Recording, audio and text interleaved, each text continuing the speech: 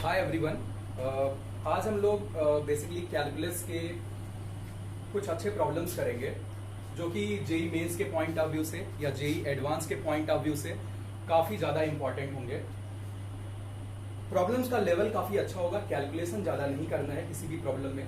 तो आप प्रॉब्लम को देखने के बाद अपना वीडियो पॉज कर सकते हैं और फिर आप एक बार प्रॉब्लम को खुद से अटेम्प्ट करने की कोशिश करेंगे और आप ट्राई करिएगा कि कितना टाइम लैप्स होता है एक प्रॉब्लम को सॉल्व करने में।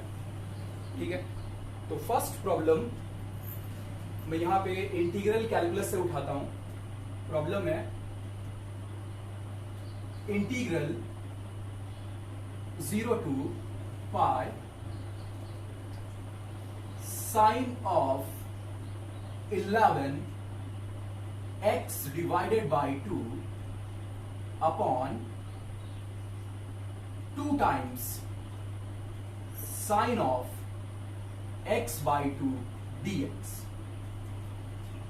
Now you have only 10 seconds to solve this problem.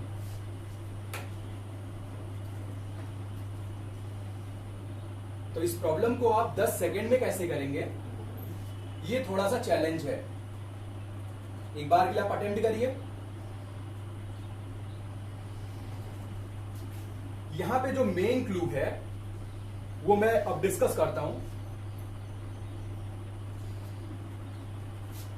एक बहुत ही फेमस आइडेंटिटी है, मैं तो रिकमेंड करूंगा आप उसे याद रखें। Sine of n+1 divided by 2x upon 2 sine x divided by 2। इसकी जो वैल्यू होती है वो होती है 1 divided by 2 plus sigma i equals 1 to capital N cos ix। अगर आप में से किसी भी साथी को ये रिजल्ट पता है तो आई थिंक ऐसे प्रॉब्लम्स में मुश्किल से 10 सेकेंड 15 सेकेंड इससे अधिक टाइम कभी भी कंज्यूम नहीं होगा। आप यहां पे क्या कर सकते हैं, अगर n की वैल्यू इस प्रॉब्लम में आप 5 पुट करेंगे तो आपको ये सेम एक्सप्रेशन मिल जाएगा जो यहां पे इंटीग्रल के अंदर लिखा हुआ है। यानी इसको इंटीग्रेट करना इतना आसान तो नहीं है, लेकिन अगर आप इस फॉर्मेट में ब्रेक कर देते हैं तो ये बहुत ही नॉर्मल सा प्रॉब्लम होगा। मीन्स आप क्या करेंगे, sine 11x divided by 2 upon 2 sine x divided by 2 equal to half plus cos x plus cos 2x plus up to यहां पे n की वैल्यू क्या होगी 5, यानी हम कहां तक चलेंगे 5x तक। मीन्स सिंपली जो आप इसको इंटीग्रेट कर रहे हो, इसके इंटीग्रेशन का मतलब राइट हैंड साइड का इंटीग्रेशन। यानी मैं आपको सजेस्ट करूंगा आप इसको इस फॉर्म में ब्रेक करिए और इंटीग्रल आप यहां पे ऑपरेट करिए। यानी ये होगा integral 0 to pi 1 divided by 2 plus cos x plus cos 2x plus up to cos 5x dx। आपको ये पूरी बात पता होगी कि cos 2 cos 5 सबका इंटीग्रल 0 होगा। मीन्स मुझे ये एक्सप्लेन करने की जरूरत नहीं है। तो सिंपली 1/2 का इंटीग्रल आप कर रहे हैं 0 से पाई में, तो कितना आएगा पाई divided by 2। This is your final answer. मैं यहां पे अगर एक और प्रॉब्लम सेट करूं, इस बार मेरा इंटीग्रल का प्रॉब्लम थोड़ा सा डिफरेंट टाइप का होगा।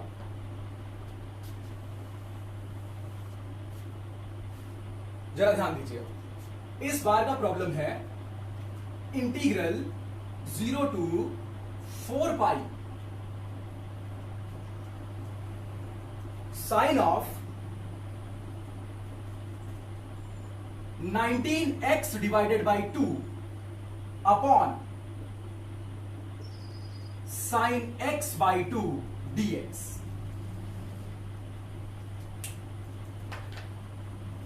तो अब इस प्रॉब्लम को सॉल्व करना है और आपके पास टाइम फिर से कितना है, केवल 10 सेकेंड का है या उससे कम।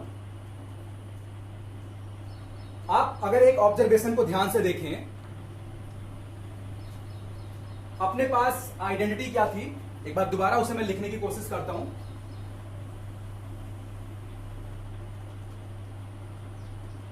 यहां पे साइन कैपिटल N 1/2 x और यहां पे 2 था। अब n की क्या वैल्यू पुट करी जाए कि साइन 19x/2 आए। So it's a very basic problem at n should be 9 means here i equals 1 to क्या होना चाहिए, 9 होना चाहिए। 2 यहां से हट गया है, यानी 2 को हमने क्या किया, इधर क्रॉस मल्टीप्लाई कर दिया है।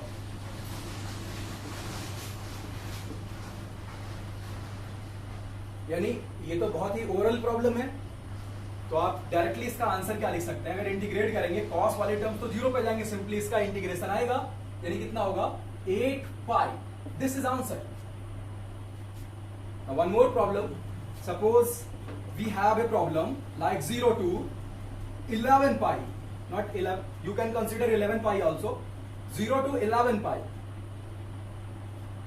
sine of 15x by 2 upon sine x by 2 dx, and you have 5 seconds to answer this problem. So now it's a very basic thing that n should be equal to 7. n की value यहां पे क्या होनी चाहिए, 7 होनी चाहिए, यानी i equal to 1 to कहां तक वेरी करेगा, 7 तक। तो केवल एक 2 का फैक्टर आएगा, उसी को इंटीग्रेट करेंगे, बाकी कॉस वाले कहां जाएंगे, 0 पे जाएंगे। मींस इंटीग्रल कितना होगा, 22 पाई। चलिए हम आगे चलते हैं। तो होपफुली इस टाइप के प्रॉब्लम्स आप बहुत ही इजीली कर पाएंगे। ये प्रॉब्लम्स, ये आइडेंटिटी ट्रिग्नोमेट्री के पॉइंट ऑफ व्यू से बहुत इंपॉर्टेंट होगी, कैलकुलस में तो इंपॉर्टेंट है ही है। आगे चलते हैं।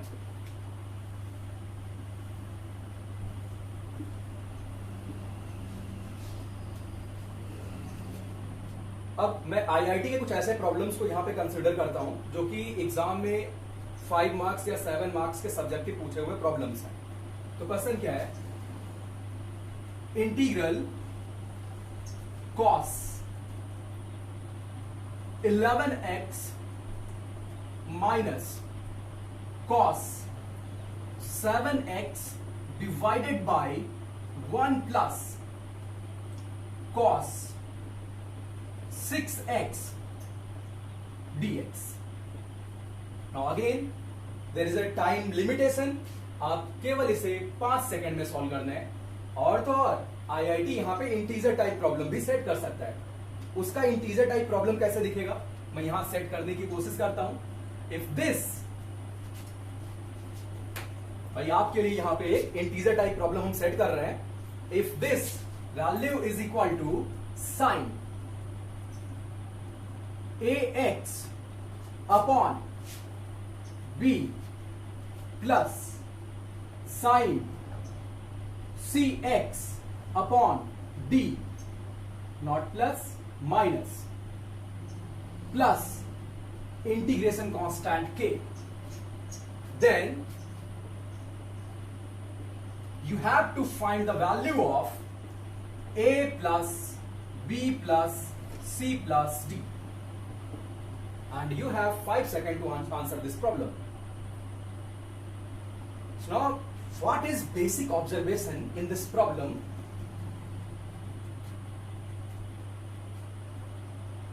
(11 and 7), अगर आप 11 प्लस 7 डिवाइडेड बाई 3 कैलकुलेट करते हैं, इसकी वैल्यू 6 आ रही, वो यहां पे लिखी हुई है। शर्त यही है, मीन्स यहां पे जो लिखा गया है प्लस यहां पे जो लिखा गया है न्यूमरल, उनका एडिशन बाई 3, इक्वल टू जो डिनोमिनेटर में यहां पे न्यूमेरल लिखा हुआ है, अगर ऐसा है तो ये टेक्निक एप्लीकेबल होगी। अब ये टेक्निक क्या है,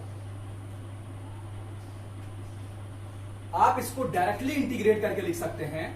इंटीग्रल, इसके पीछे की ट्रिग्नोमेट्री पे मैं नहीं जाऊंगा, इसके पीछे की ट्रिग्नोमेट्री आप कर सकते हैं और आपको करना भी चाहिए। cos 11 माइनस 6 x dx, या सबको एक साथ ही लिखेंगे। इस इंटीग्रल को मैं यहां पर रिप्लेस कर रहा हूं इस तरीके से, minus cos 7 minus 6 x dx. So now this is very easier integral as compared to previous one. So how to integrate this one? This is cos 5x dx minus integral cos x dx. So cos 5x dx is sin 5x upon 5. Now look this one, sin ax upon b. So this is sin 5x upon 5 minus sin x. Now you can write it like 1 plus k. तो अपने right hand side को हम देखते हैं। a की value 5, b की value 5, c की value 1, d की वैल्यू 1, यानी फाइनल आंसर क्या होगा 5 plus 5 plus 1 plus 1 means 12. 12 is correct answer. Hopefully आप ऐसे प्रॉब्लम्स को काफी जल्दी कर पाएंगे। हम इसी सीरीज के एक और क्वेश्चन में चलते हैं, उसमें थोड़ी सी उल्टी आइडेंटिटी लगने वाली है, यानी यहां पे माइनस प्लस से रिप्लेस होगा और प्लस माइनस से रिप्लेस होगा। तो मैं इसी प्रॉब्लम में कुछ चेंजेस कर देता हूं। अब भाई हमें इंटीग्रेट इस बार करना है। जो गिवन प्रॉब्लम है इसी में मैं बहुत स्मॉल चेंजेस करने वाला हूं, कुछ नया प्रॉब्लम नहीं दूंगा क्योंकि मुझे कोई ट्रिक एक्सप्लेन करनी है। यहां पे इस बार प्लस साइन है और यहां पे माइनस साइन है। Now you have to integrate this one, और आपके पास टाइम बहुत कम है। तो आप ऐसे में क्या करेंगे, देखो भाई यहां पे अगर ऐसा कोई फॉर्मेट दिया गया हो तो आप सबसे पहले एक आइडेंटिटी अपने दिमाग में अभी से बैठा लीजिए। cos 11x plus cos 7x upon minus 1 plus cos 6x। अगर ऐसा कुछ गिवन है तो इसको आप लिखेंगे cos 11 minus 6x minus cos 7 minus 6x। But यहां पे ऐसा नहीं लिखा हुआ है। अगर यहां पे ऐसा नहीं लिखा तो क्या करेंगे, एक माइनस कॉमन निकालेंगे, ऑब्वियस सी बात है। यानी अगर इसको इंटीग्रेट करना था तो यहां से एक माइनस हम कॉमन निकालते हैं। Integral cos 11x plus cos 7x divided by minus 1 plus cos 6x dx. You have to integrate this one. So basically this integration is identical to minus integral cos 11 minus 6x minus cos 7 minus 6x dx. इसको आप integrate कर दीजिए तो minus sine 5x upon 5 plus sine x upon 1 plus k, ये आपका final answer होगा। तो आप इस तरीके के इंटीग्रल को बहुत ही आसानी से कैलकुलेट कर सकते हैं। आगे चलते हैं।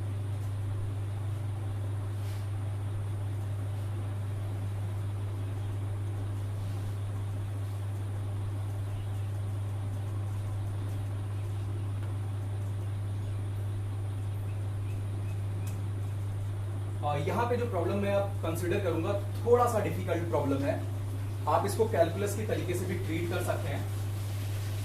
प्रॉब्लम क्या है, if x y z belongs to real number such that x square plus y square plus z square equals 1. This is given. Then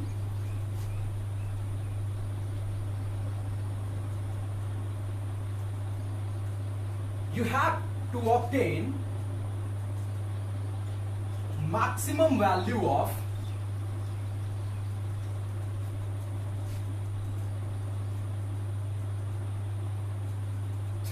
y minus 2z whole square plus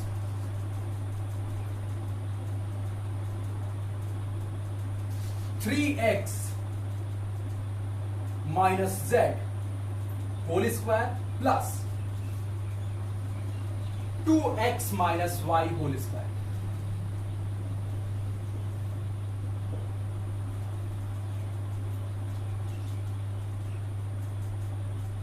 अगर आपको एक बहुत ही बेसिक अंडरस्टैंडिंग इस problem में strike कर जाए तो आप इसे तुरंत कर जाएंगे, नहीं तो जल्दी होगा नहीं।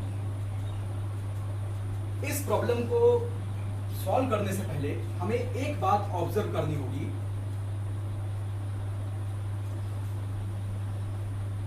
कि किन्हीं दो वेक्टर्स के क्रॉस प्रोडक्ट का मैग्नीट्यूड लिख के स्क्वायर किया हुआ है। जब भी ऐसा प्रॉब्लम दिखे, यानी मैं एक वेक्टर कंसीडर करता हूं, let there exist a vector a, आप यहां पे जरा टर्म्स देख लें, x i cap plus y j cap plus z k cap, और एक दूसरा वेक्टर है b vector which is i cap plus 2j cap plus 3k cap. अगर इसका हम क्रॉस प्रोडक्ट कंसीडर करें, a क्रॉस b,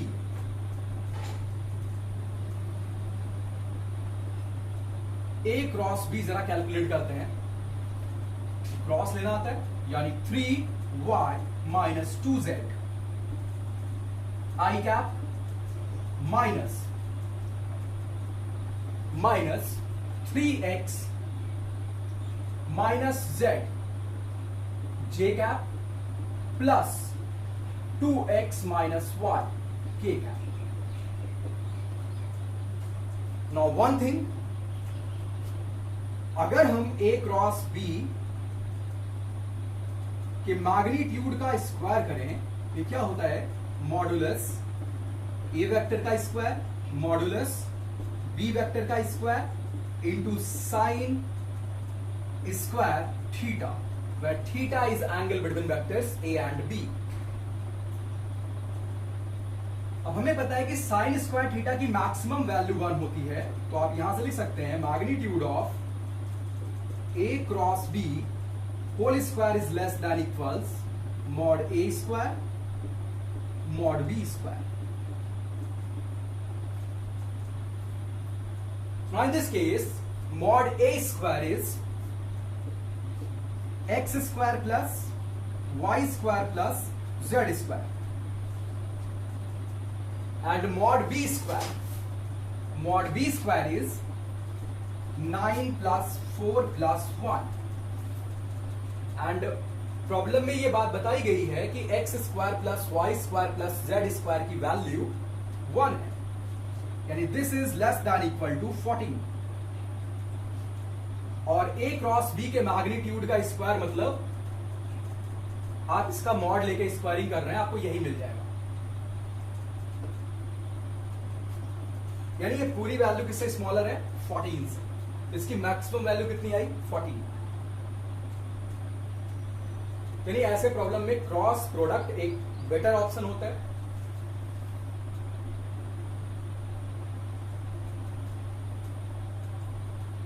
चलिए हम आगे चलते हैं।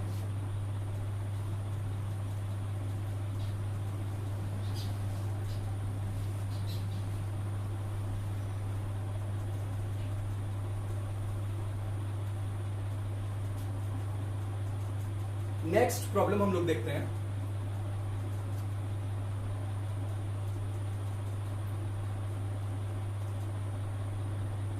सपोज अपने पास एफ एक्स कोई एक फंक्शन है, if f x be a twice differentiable function,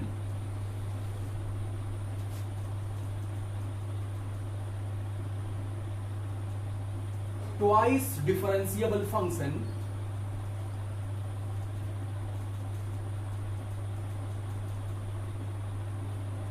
such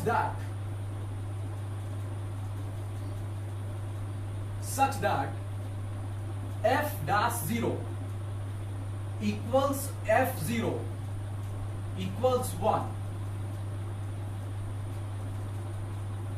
and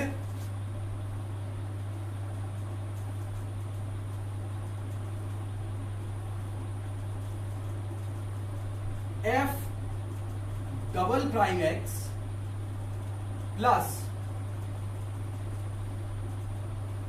3 times f prime x plus 2 times fx equals 0. Then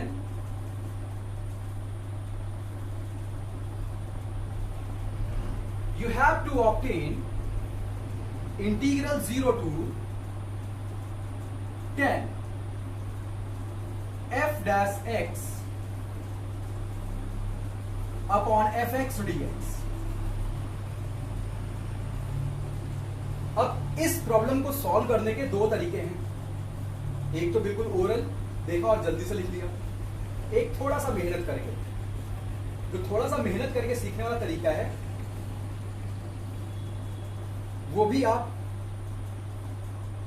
थोड़ा सा एफर्ट लगा के कुछ रैंडम थिंकिंग रख के उसे कर पाएंगे। आपको इसके लिए बहुत छोटी सी बात याद रखनी है। आपको क्या चीज रिमेंबर करनी है, e raise to the power suppose px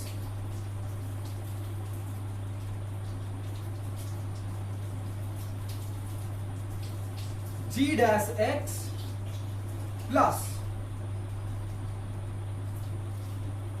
p times gx। अगर आप इसको लिखते हैं तो लिखा हुआ d of dx e raise to the power px into gx।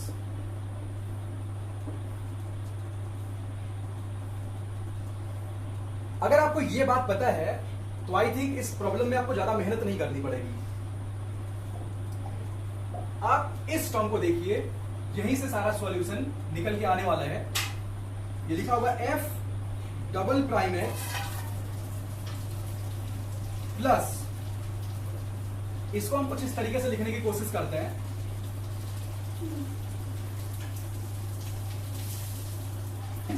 f prime x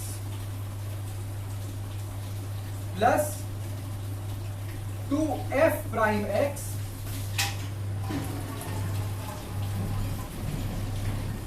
plus 2fx।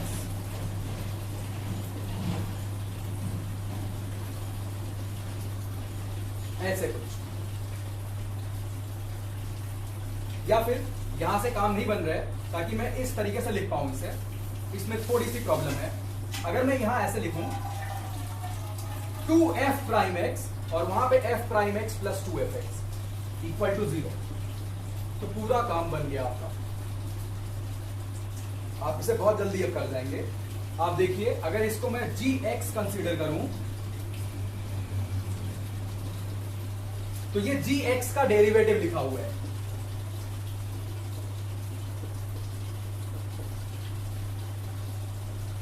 यानी इसको प्रॉपरली इंटीग्रेट करने के लिए हमें कुछ करना ही नहीं है। यानी मैं ऐसे अगर लिख दूं e पे power x g prime x plus dx, मैं दोनों साइड e पे पावर x से मल्टीप्लाई करके चल रहा हूं, तो राइट हैंड साइड में 0 आएगा। भाई आप e पे पावर x से मल्टीप्लाई करें कोई फर्क तो पड़ेगा नहीं। यानी कुल मिला के इस एक्सप्रेशन को आप क्या लिख सकते हैं, इसको आप लिख पाएंगे, रब कर रहा हूं तो यहां पे लिख देता हूं d ऑफ dx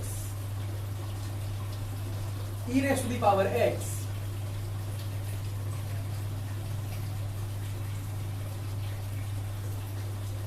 gx, यानी f prime x plus 2fx, f prime x plus 2fx, और ये वैल्यू 0 के बराबर है। यानी आप इसे लिख पाएंगे e raise to the power x, क्योंकि किसी फंक्शन का डेरिवेटिव 0 है, यानी वो फंक्शन कांस्टेंट होना चाहिए, f prime x plus 2fx की वैल्यू कुछ कांस्टेंट k के बराबर होनी चाहिए।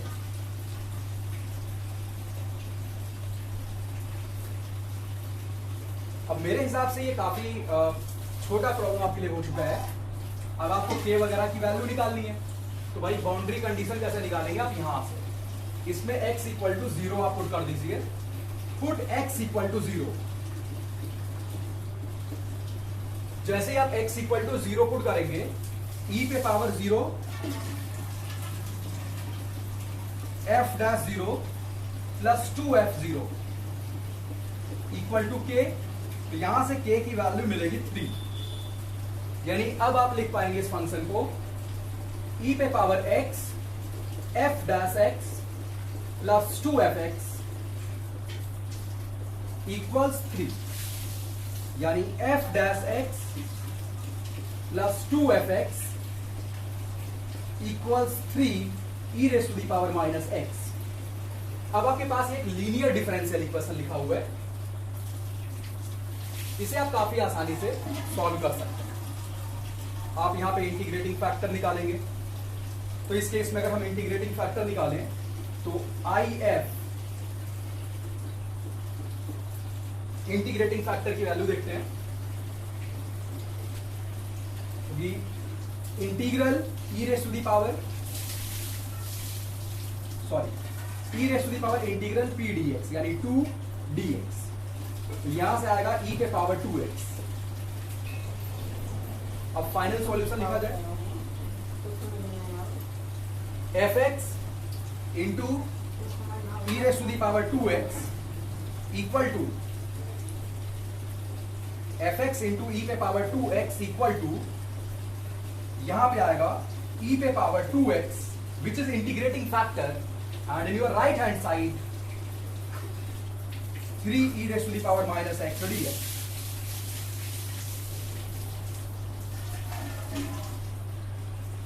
तो आप फाइनली इसे इंटीग्रेट कर पाएंगे, यानी ये लिखा हुआ है, 3 बाहर करते हैं, इंटीग्रल e पे पावर x dx, यानी 3 e पे power x plus constant of integration is c।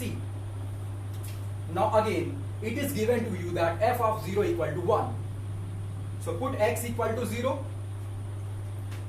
As you put x equals 0, then it will become f0 e raised to the power 0 equals, यहां पे आएगा 3 प्लस c, इसकी value 1 है, यानी c की value आएगी -2। तो फाइनली यहां पे हम फंक्शन पे कमेंट कर पाएंगे fx इंटू e पे power 2x equal to 3 e पे पावर x -2, यानी जो fx फंक्शन है वहां तक हम पहुंच गए।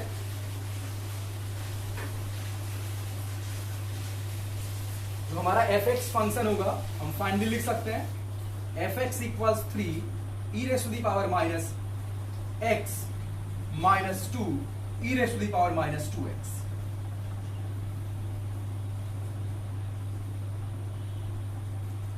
अब भाई ये बात तो क्लियर है, हमें फंक्शन मिल गया, इसका इंटीग्रल हम बहुत ही आसानी से लिख सकते हैं। यहां पे लिखा हुआ है डिनोमिनेटर का डेरिवेटिव न्यूमरेटर में, और फंक्शन आपके पास अवेलेबल है। वैसे इसका इंटीग्रल होता क्या है?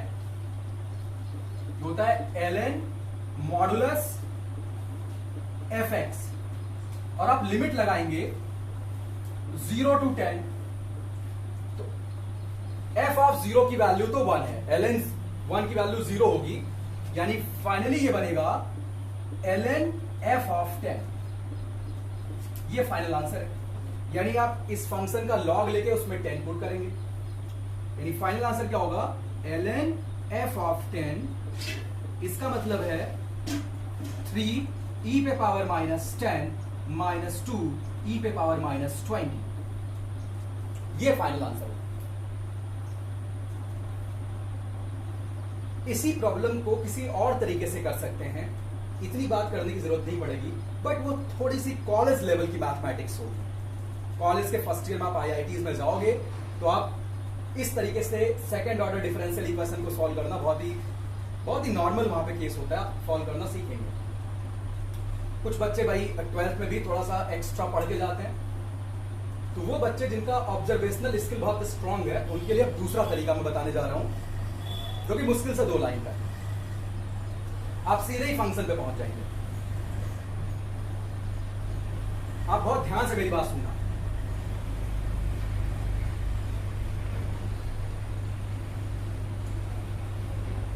मैं थोड़ा सा एक्सप्लेन करने की कोशिश करता हूं।